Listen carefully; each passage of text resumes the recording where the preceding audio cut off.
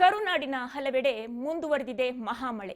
ಕರಾವಳಿ ಮಲೆನಾಡಿನಲ್ಲಿ ಜರುಗುತ್ತಿರುವಂತಹ ಮಹಾಮಳೆ ಶಿವಮೊಗ್ಗ, ಸಾಗರ, ತೀರ್ಥಹಳ್ಳಿಯಲ್ಲಿ ವರುಣಾರ್ಭಟ ಜೋರಾಗಿದೆ. ಉಡುಪಿ, ದಕ್ಷಿಣ ಕನ್ನಡ ಜಿಲ್ಲೆಗಳಲ್ಲಿ ರಣಮಳೆ ಇದುವರೆಗೂ ಕೂಡ ನಿಂತಿಲ್ಲ. ಕರಾವಳಿ ಮಲೆನಾಡಿನಲ್ಲಿ ಮಹಾಮಳೆ ಬರ್ತಾ ಇದೆ. ಮಳೆಯ ಆರ್ಭಟ ನಿಂತಿಲ್ಲ.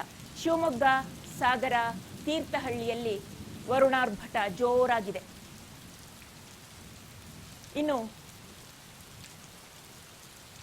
ಉಡುಪಿ, ದಕ್ಷಿಣ ಕನ್ನಡ ಜಿಲ್ಲೆಗಳಲ್ಲಿ ಮಳೆ ನಿಲ್ಲೋ ಲಕ್ಷಣ ಕಾಣ್ತಿಲ್ಲ. ಪಶ್ಚಿಮ ಘಟ್ಟದಲ್ಲಿ ಮಹಾಮಳೆ ಸುರಿತಾ ಇದೆ. ಶಿವಮೊಗ್ಗ, ತೀರ್ಥಹಳ್ಳಿಯಲ್ಲಿ ತುಂಗಾ ನದಿ ಭರ್ತಿಯಾಗಿದೆ.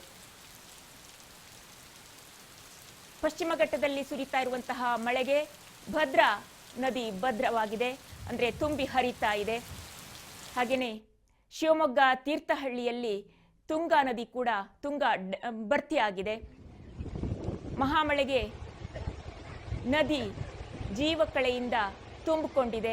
ಹಾಗೆಯೇ ಆಯಾಯ ಡ್ಯಾಮ್ಗಳು ಕೂಡ ಭರ್ತಿಯಾಗಿವೆ.